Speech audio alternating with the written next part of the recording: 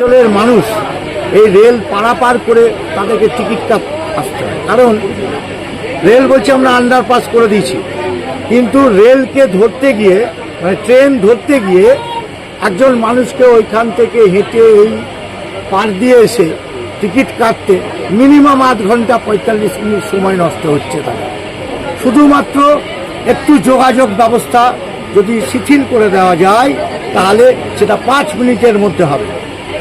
আর এইখানেই যদি একটা টিকিট কাউন্টার তো হবে না, একটা এটিএম যদি বক্স আমরা বসিয়ে দিতে পারি তাহলে এপারে আসার আর কোনো দরকারই নেই। তার সাথে সাথে আমাদের যে আন্ডারপাস রেল দপ্তর থেকে অনুমোদিত হয়েছে আজ 1.5 বছর 2 বছর আগে, তার মধ্যে কোনো রকম এক্সস্ট নেই, যার জন্য ধুলো প্রচণ্ড জমে আছে। এই ধুলোটাকে বার করার জন্য ওনার কাছে আবেদন রাখলাম।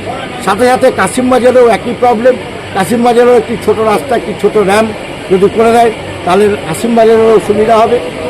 আর পঞ্চাননতলার আশেপাশে যদি একটি টিকিট কাউন্টার মানে এটিএম সেন্টার যদি করে দেওয়া যায় তাহলে বিস্তীর্ণ দমকল, জলঙ্গি, লালবাগ, বেলডাঙ্গা, হরিহরপাড়া এবং আমার মনীন্দ্রনগর, পাঞ্জেটি, হাতিনগরের মানুষের সুবিধা হবে। একদম সরাসরি ওখান থেকে টিকিট কেটে এখানে আসতে পারেন।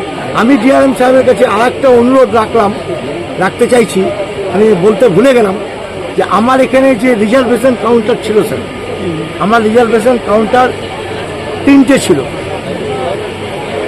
রিজার্ভেশন কাউন্টার এই মুহূর্তে একটি, যার জন্য এখানে মানুষের টিকিট কাটতে প্রচণ্ড অসুবিধা হচ্ছে। আর তো রেলের নিয়মে আছে 200 রিজার্ভেশন না হলে নাকি রিজার্ভেশন সেন্টার দুটো করা যায় না। আপনার কাছে অনুরোধ, আপনি আজকে আছেন, অনেক কিছু দেখবেন, যদি পারেন আমাদের এখানে একটি আছে আরেকটি খুলে দেওয়ার একটু চেষ্টা করুন, যেটা ছিল মাস 2 আগে বন্ধ হয়ে যায়।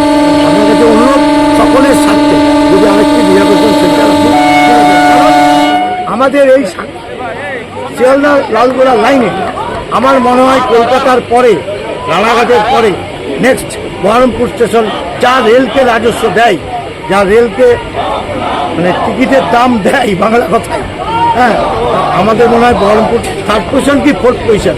তো সেই জন্য